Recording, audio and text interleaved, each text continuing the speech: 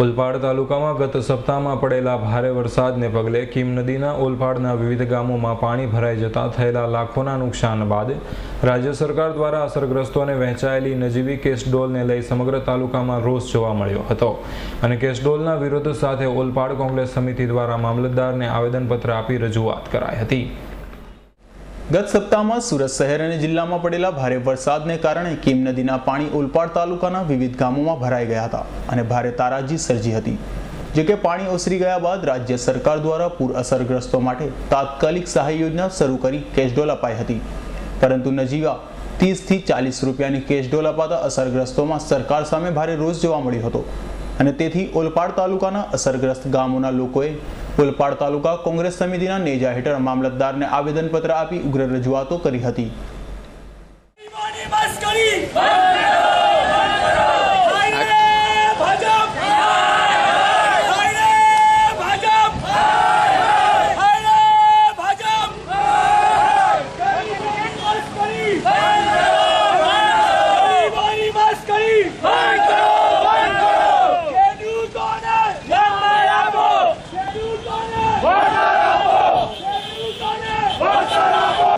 સુરત જિલ્લા કોંગ્રેસ સમિતિ મારફત સુરત જિલ્લામાં રેલના કારણે તમામ તાલુકા કોંગ્રેસ સમિતિમાં આજે 9 તાલુકાઓમાં રેલને કારણે જે હડપટી હોય,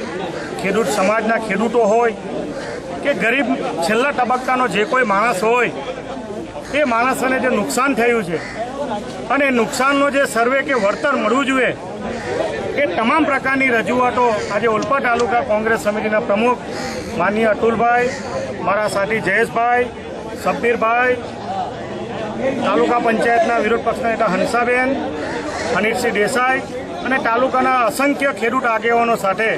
અમે આજે મામલતદારશ્રીને એક આવેદનપત્ર આપ્યું છે। આ આવેદનપત્રમાં ગુજરાત સરકારનો રોજગાર ધારો છે કે 120 રૂપિયાની ઓછામાં ઓછી મજૂરી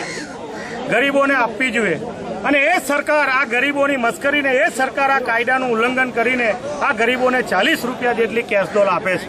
તમે વિચારી શકો છો આ સરકાર કયા પ્રકારની કામગીરી કરે છે। મારે વધુ નહીં કહેવું જોઈએ કે જે ખેતીમાં જે નુકસાન છે, કાંઠાના અમારા ઓલપાડ તાલુકાના કાંઠા વિસ્તારના અને અમારા પૂર્વ વિસ્તારના જે ગરીબ ખેડૂતો કોળી પટેલ હોય કે કણબી પટેલ હોય કે બીજા ખેડૂતો હોય એને શાકભાજીમાં જે નુકસાન થયું, માંડવાઓનું નુકસાન થયું, કેરનું નુકસાન થયું, એનો જે સર્વે કરવો જોઈએ એ ઓફિસમાં બેઠો તલાટીએ સર્વે લખી દીધો।